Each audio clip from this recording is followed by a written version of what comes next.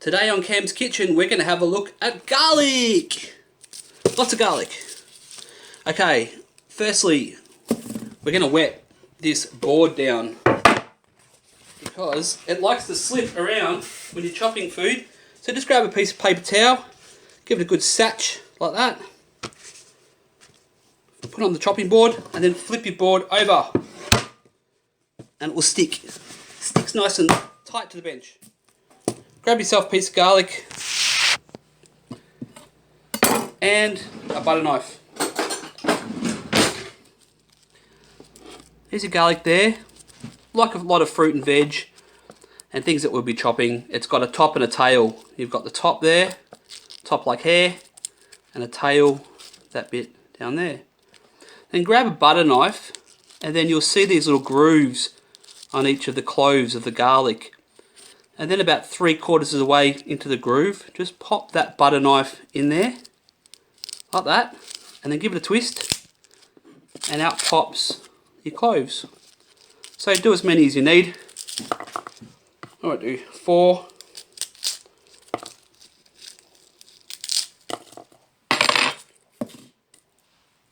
Once you get your cloves, have a look. You've got a top and a tail. There's a little tail, there's a little top. So what we're going to do is we'll give it a crush first. I like to crush it with the skin on. The reason is that they often, when you take the skin off, as soon as you crush it, they go shooting across the kitchen floor. I'm sure that's happened to you. So to sort of stop that, and plus to keep the allium in, which is the chemical component of the garlic, it's good to crush it with the skin on. That way all the goodness of the garlic doesn't go out onto your board and it stays in the food. So here we go. We'll do a clove.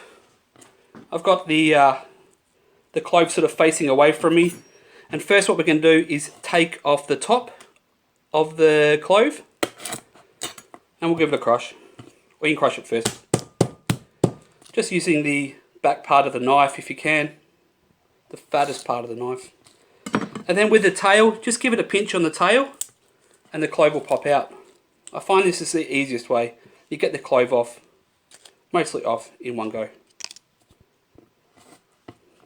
We'll do some more. Just like 2 bits in this together. Same thing, just take that little top part off, give it a crush, bottom of the knife. Keep skin on when you crush it, that way, like I said, it doesn't go shooting across the floor. Give it a peel. Just do a couple more. Give it a squeeze on that tail. We'll just sort of move it out from there. You'll get that whole piece off in one go.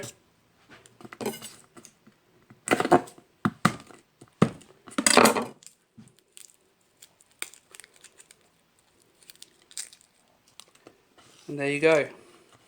4 cloves, nice and cleanly prepped, and they haven't gone shooting across the floor. So people often ask me, how come your carbonara tastes better than mine? How come your garlic prawns taste better than mine, or garlic bread? And one of the tricks that I do is to chop the garlic and let it rest for a while. What that does is it enables all that allium to sort of like develop the flavors, and it gets a lot better flavor. It's actually medicinally better for you to do that as well. So if you like all the sort of health benefits of garlic and even things like onions and ginger and stuff, it's good to chop them and just leave them in a bowl for a little bit. So that's what we're going to do. I'll show you how to do that. But first we'll chop these up into a little dice. Okay, got that woody end bit at the front away from me. Same as normal, thumb behind, holding the knife correctly. So try not to hold the knife like this.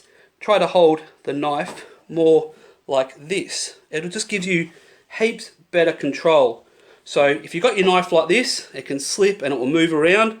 As soon as you bring those fingers forward, you've just got a whole lot more control. So here we go, thumb behind, fingers up. Try to keep those fingers locked up. And then you can keep the knife tip on the board for this and just kind of rock it around, keeping your fingers tipped up, and then chop away away the garlic. Same again. Once again, try to keep your thumb behind. If you get any bits that are really big cloves, you might want to just run a few cuts 3/4 of the way through using the tip of the knife. That's okay. You'll get a smaller dice that way. And chop away.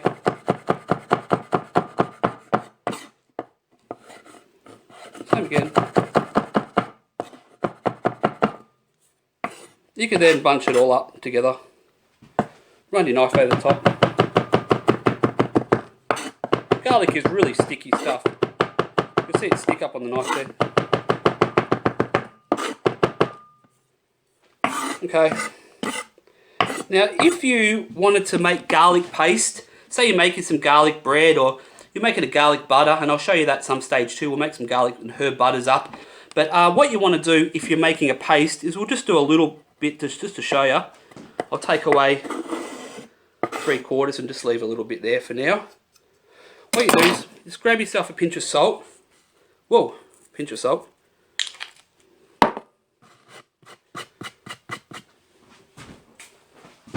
And then grab your knife sideways and then drag, using the salt, drag the garlic around and over the salt. And the abrasiveness, give it a little bit more chop. The abrasiveness of the salt will start forming the garlic pieces into a paste. And it will save you like putting it through a mincer.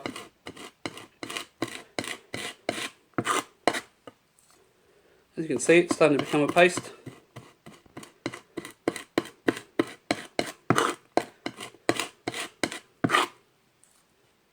And the salt, of course, brings a lot of the moisture out of the garlic. And there you go, your little paste. It's pouring rain outside, being Tassie weather today. It's a good day for something garlicky, I guess. So, I've got a bowl there. What you do is, so I'll take that bit of paste in there, that's fine, that can all go in there. Grab that chopped garlic, put it in a bowl. Now if you're going to leave that for say 10 minutes or so, your garlic prawns or your garlic chicken fillets or whatever you're using for garlic that day, even like spaghetti bolognese, it'll gain a lot more flavour whilst the garlic's in the bowl there. If you're going to leave it for a bit longer, what you can do is just grab a bit of oil, just oil in a weird bottle, and